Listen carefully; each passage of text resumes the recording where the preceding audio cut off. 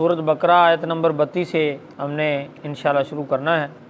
قال، اللہ تعالیٰ نے فرمایا، یا آدم، اے آدم علیہ السلام، انبئہم، بتاؤ ان کو، باسمائہم، نام ان کے، فلما، پھر جب انباہم، بتا دیے آدم علیہ السلام نے فرشتوں کو، باسمائہم، نام ان سب کے، قال، تو فرمایا اللہ تعالیٰ نے، عالم، کیا نہیں، اقول، کہا تھا میں نے، لکم، تم سے، انی، کہ بے شک میں ہی، عالم، جانتا ہوں، غیبہ، سب راز، السماوات، آسمانوں کے، والارض، اور زمین کے بھی، وعالم، اور جانتا ہوں، ما تبدون، ہر اس چیز کو جو تم ظاہر کرتے ہو، وما کنتم تکتمون، اور وہ بھی جانتا ہوں جو تم چھپا رہے ہو۔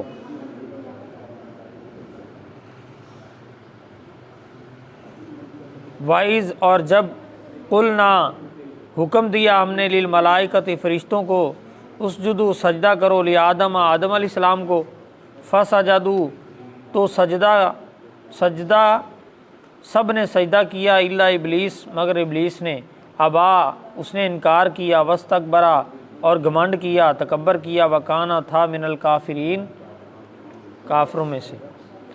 اللہ تعالیٰ نے، آپ نے اوپر پڑھا تھا کہ جب فرشتوں نے سوال کیا، اعتراض نہیں تھا، بطور ان کا سوال تھا کہ اللہ تو آدم علیہ السلام کو کیوں بنائے گا؟ اللہ تعالیٰ نے آدم علیہ السلام کو اپنا نائب بنایا۔ تمہیں یہ میں نے بتایا تھا کہ اللہ کا تو نائب ہے ہی نہیں، لیکن اللہ تعالیٰ نے جو جنات زمین پر رہا کرتے تھے آدم علیہ السلام پیدا ہونے سے 2000 سال پہلے، ان کے لیے نائب مقرر کیا۔ یہ سب آپ باتیں پڑھ چکے ہیں۔ تو پھر فرشتوں کو اللہ تعالیٰ نے، فرشتوں کو کہا ان چیزوں کے نام بتاؤ۔ ظاہر وہ چیزیں سامنے تھی تو فرمایا نا ان چیزوں کے نام بتاؤ، غیب کی تو نہیں نا ان کو خبر ہوگی، سامنے چیزیں پڑی ہوئی تھی، تو اللہ تعالیٰ نے فرمایا ان چیزوں کے نام بتاؤ۔ اور محدثین نے، مفسرین نے یہ لکھا ہے کہ وہ گھریلو چیزیں تھیں۔ تو فرشتوں نے کہا کہ اللہ جو تو نے ہمیں بتایا، ہمیں وہ علم، ان کا علم نہیں۔ پھر آدم علیہ السلام کو اللہ تعالیٰ نے فرمایا کہ ان چیزوں کا نام بتاؤ۔ تو آدم علیہ السلام نے ان چیزوں کا نام بتا دیا۔ تو جب نام بتایا تو اللہ تعالیٰ نے فرمایا، میں تمہیں نہیں کہا تھا جو میں جانتا ہوں وہ تم نہیں۔ یہ اللہ تعالیٰ فرشتوں کو کہہ رہے ہیں کہ جو میں جانتا ہوں وہ تم نہیں جانتے۔ اس لیے جو اللہ کے فرشتے، ملائکہ اب اللہ کے پاس رہنے والے ہیں، اللہ کے نور سے بنے ہیں، انہیں بھی غیب کا علم نہیں ہے، ٹھیک ہے۔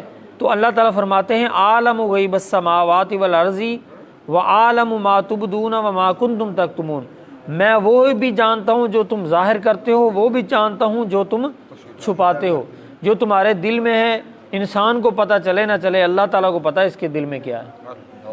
اس لیے اللہ رب العالمین کو راضی کرنے کی انسان کو کوشش کرنی چاہیے کہ اللہ تو ہمارے دلوں کو، بھیتوں کو، رازوں کو جانتا ہے، ہم کیا کرنا چاہتے ہیں، ہمارے دل میں کیا ہے، اللہ تعالیٰ کو علم ہے۔ اور آگے فرمایا کہ جب میں نے فرشتوں کو حکم کیا کہ آدم علیہ السلام کو سجدہ کرو تو سب نے سجدہ کیا، ابلیس نے سجدہ نہ کیا۔ اب سوال پیدا ہوتا ہے کہ اس نے سجدہ کیوں نہیں کیا؟ اس کا جواب بھی قرآن نے دیا ہے۔ پہلی بات تو یہ ہے کہ اس نے کہا کہ انا خیر منہ خلقتنی،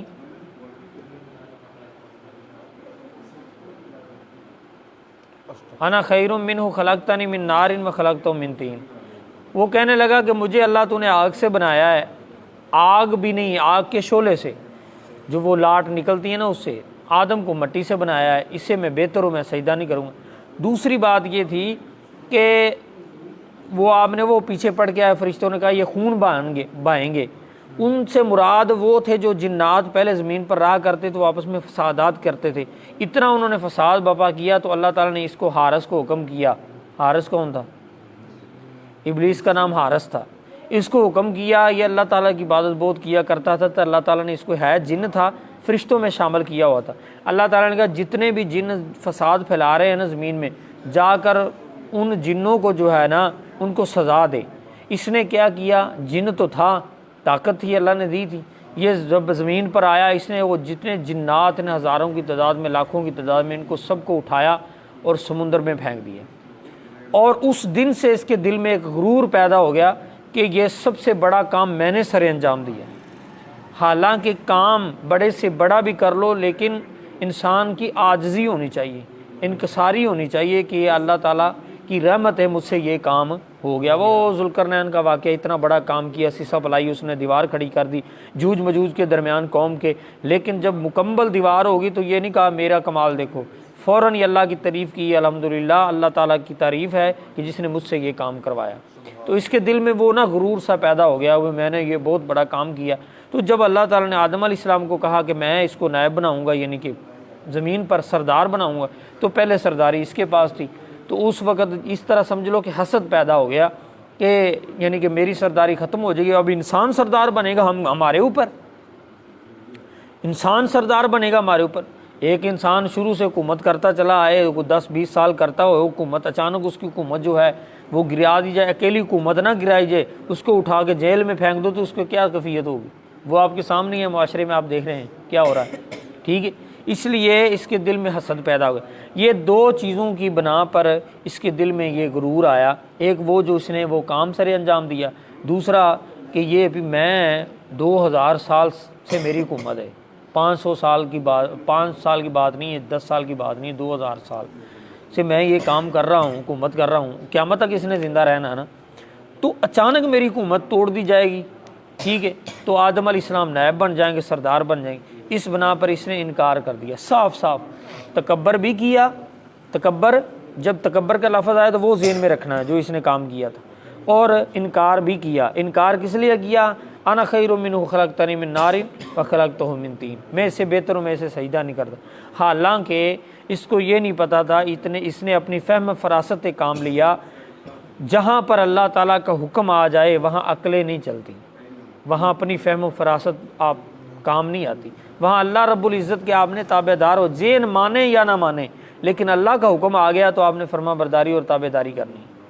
یہ نہیں کہنا اس میں حرج کیا، جب اللہ کا حکم آ گیا ہے پھر اپنی عقل سے کام نہیں لینا، پھر اللہ تعالیٰ کے تابع دار بن جانا۔ فرشتوں نے سب نے سجدہ کیا، لیکن جو ہے اس نے انکار کر دیا، اس نے سجدہ نہیں کیا، یہ تعظیماً سجدہ تھا۔ اب دوسرا یہ بھی سوال پیدا ہوتا ہے کہ اس کا مطلب پھر تعظیم سجدہ کرنا جائز ہے؟ ہمارے لیے نبی علیہ الصلوۃ والسلام کی شریعت حجت ہے۔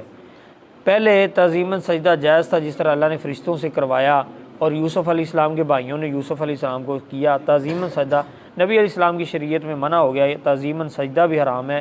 آپ نے فرمایا اگر سجدہ تعظیماً بھی جائز ہوتا تو میں عورتوں کو حکم کرتا وہ اپنے خامدوں کو سجدہ کرتی، اس لیے تعظیماً بھی سجدہ اس شریعت میں حرام ہے، بلکہ سب کے لیے حرام ہے۔ اب اگر کوئی نبی بھی آ جائے تو اس نے بھی نبی کا امتی بن کے آنا ہے، اس نے اپنی شریعت نہیں چلانی۔ آمین وما توفیق الا باللہ۔ اب تیسرا سوال یہ ہے کہ شیطان نے ایک سجدے سے انکار کیا ہے تو اللہ تعالیٰ نے اس کو جنت سے نکال دیا، فرمایا دفع ہو جا، میری جنت سے نکل جا۔ ایک سجدے سے اللہ کا حکم نہیں مانا تو جنت سے نکل گیا، پکا پکا جنت سے نکال دیا، دھتکار دیا گیا۔ تو حضرت انسان کبھی آپ نے سوچا ہے دن میں کتنے سجدوں سے انکار کرتے ہو؟ جو انسان نماز نہیں پڑھتا وہ کیا کرتا ہے؟ کتنے سجدوں سے انکار کرتا ہے۔ اس لیے ہمیں یہ غور و فکر کرنی چاہیے کہ اس نے ایک سجدے سے انکار کیا، جنت سے نکال دیا گیا، تو ہم اگر نماز نہیں پڑھیں گے تو ہمیں جنت کس طرح ملے گی؟ ہم بھی تو اللہ تعالیٰ کی نافرمانی کرتے ہیں نا، جو نماز نہیں پڑھتا۔ اس لیے اللہ تعالیٰ ہمیں ایسی نافرمانی سے محفوظ فرمائے۔